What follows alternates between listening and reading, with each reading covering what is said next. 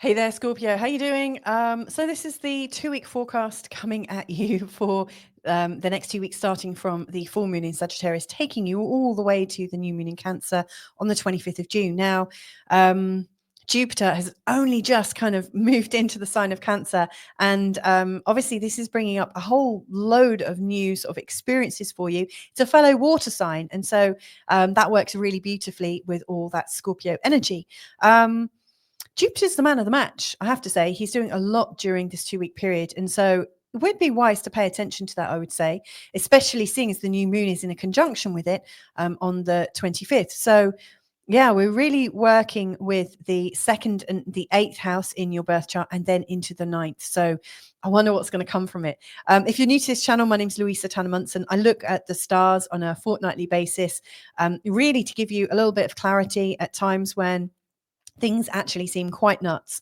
And so my hope here is that by sort of describing the energies from a Scorpio perspective, it might give you a feeling of choice and possibility. Like it'll give you an idea of what might work and what might actually lead into calamity. Obviously, I don't want to talk about calamity, but I do want to be as honest and open with the planetary energies as I can be. So recently, I recorded a full moon forecast called Stop Looping, Start Choosing. And it's really talking about the sort of the energy of our emotional loops, these like old patterns that we keep going down and how they're whipping us up into a frenzy.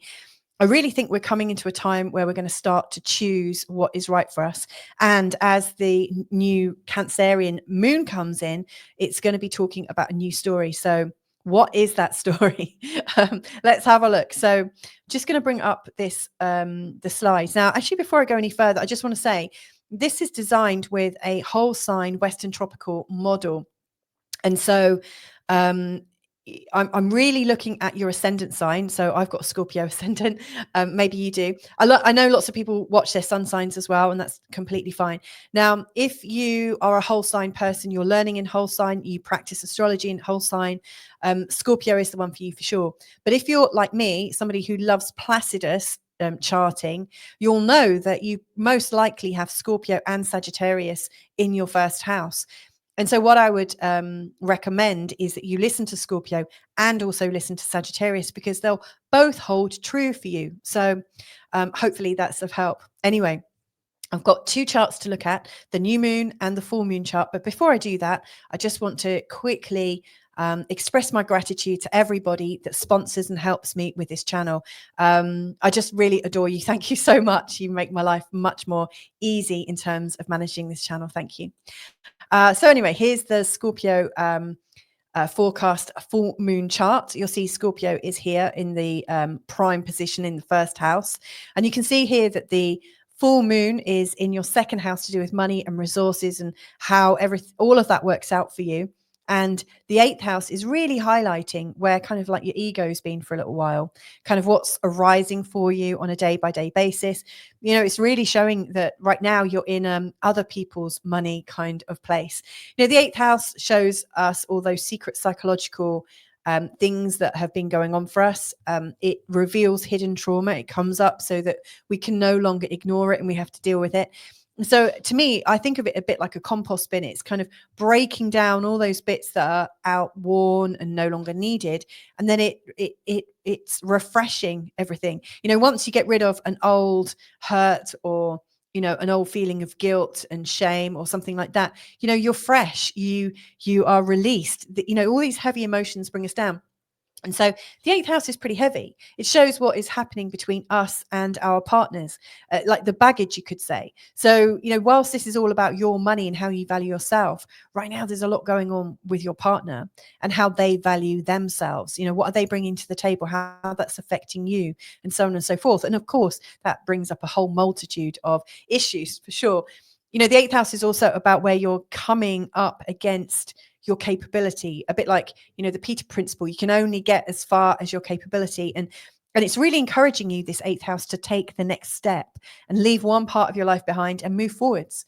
So it's almost like a gatekeeper. Are you ready to make the next move? And the sun being here is really kind of shoving you forwards, and yet the moon here is almost saying, do you know what? It's easier when I just have to focus on my money, my values, and don't have to bother with anyone else. It's like when everyone else gets involved, or you're aware of other people's judgments on you, or how that you're judging them. It's the experience, the shared experience of values and resources that I think is causing some of the trouble. Like if there were no other people on the planet, we wouldn't have shame, blame, guilt, anger. We wouldn't know what they were. So they all come up from our relationships. And so this is quite a tense and tight full moon. You know, this is absolutely kind of bringing you face to face with issues of self-esteem. You know, are you comfortable in your own self-esteem, or are you being plagued by what you think somebody is thinking of you, and vice versa? So this full moon is likely to bring up quite a bit. But what you'll notice as I go into the new moon chart, that the moon has made it all the way to here, and the sun has made it from here. You know, the sun moves much slower than the moon. The moon whizzes through. So I'm going to focus my attention here now. So you've got Jupiter, who moves very, very slowly compared to the other two. You've had Mercury go from here to here. And you had the sun and the moon, and they come together. And when they come together every month, we get the new moon when they're exactly together. And so the new moon is like a seed point in this part of your chart. It's seeding this new sense of, do you know what? After all that change, after all that heaviness, after all that sort of inner psychology, I really want some freedom. I really want to feel like I can escape. I want to plan an escape. I want to learn something that's going to move me beyond it. To me, it's a feeling of relief coming into the ninth house. So this particular new moon is showing you where you can feel relieved, you know, where you get this kind of release valve, and all that tension just kind of, you can just feel it to like disappear. So I think that's great.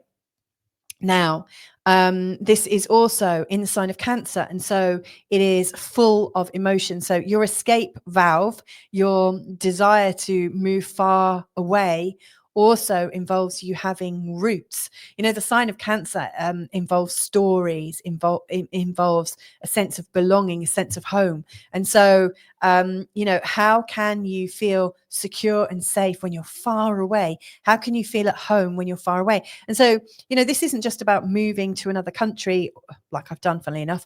And I do have Scorpio rising, and I have lived in many countries. I've gone far away and then plonked myself down there in a very sort of Cancerian way. But aside from that, you know, this is also about a deeper look at humanity, at philosophy, spirituality, religion, politics, all of those higher context things. Legal things show up here.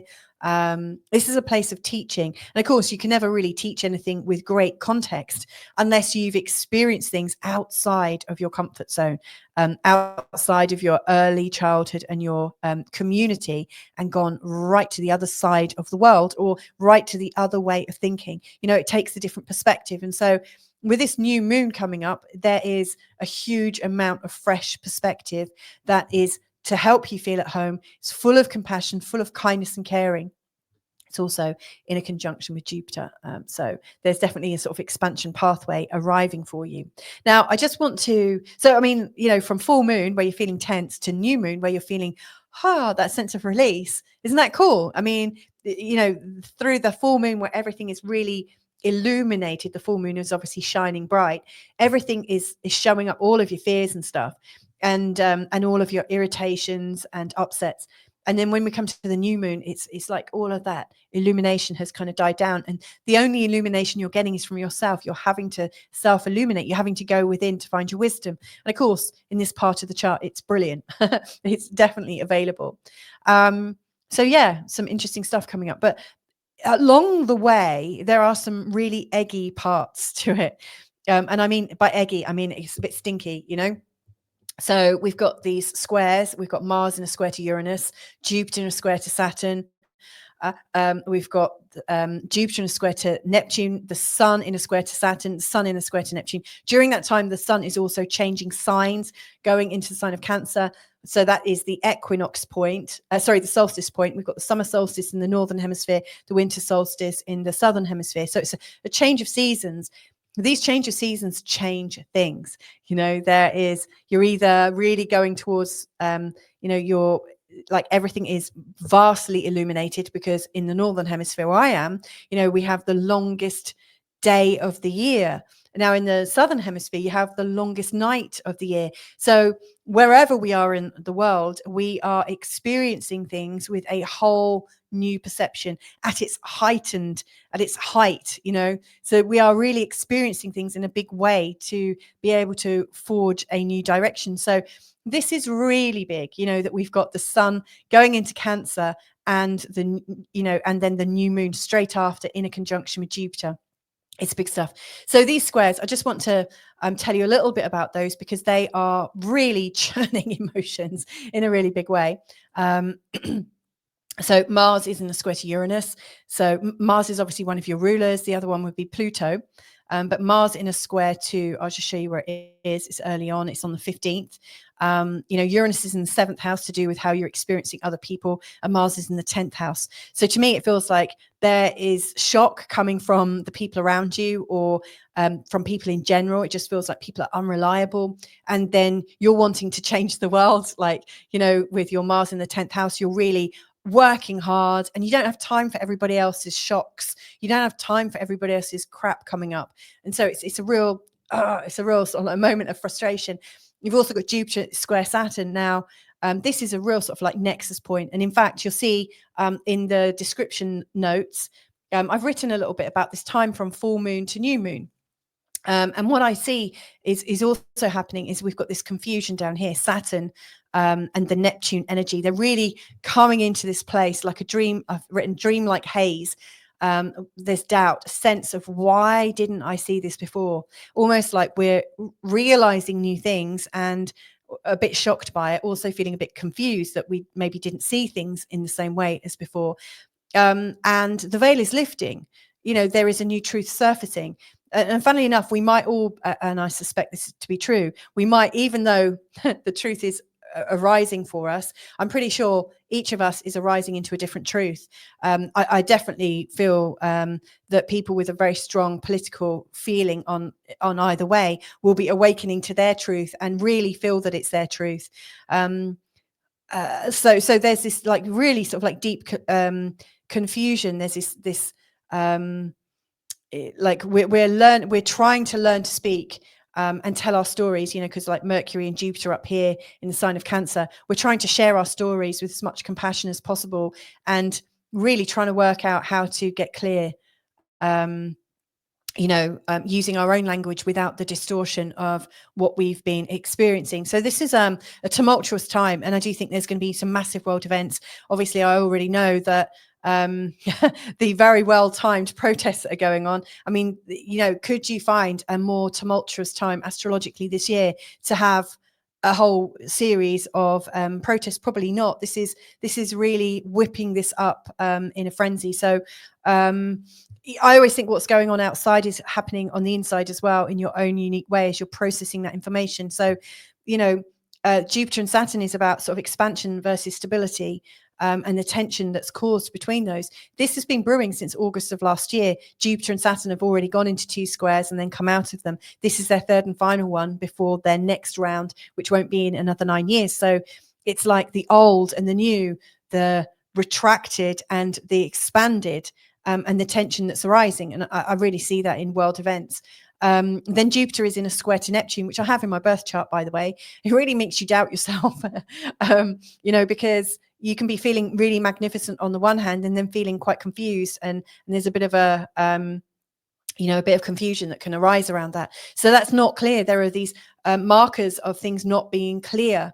And then the sun goes and makes, if I change this chart, you'll see the Sun then goes into an exact square with Saturn and Neptune as well. So, on the one hand, there is this desire. I think all of us have this desire that we want to express compassion and feel comfortable, feel safe, feel expanded. And yet there's also what's kind of fueling our feelings of not feeling like that, is this feeling of what can I trust? Who can I trust? Can I even trust media these days? Because now with AI technology getting so good, I've seen loads of videos and I've looked at them and I've had to look at them a few times and I thought, is that AI? And I dig a little deeper and then I realize it is. But if you're in a rush, if you're in a panic, if you're already looping with your emotions, you're not going to see that.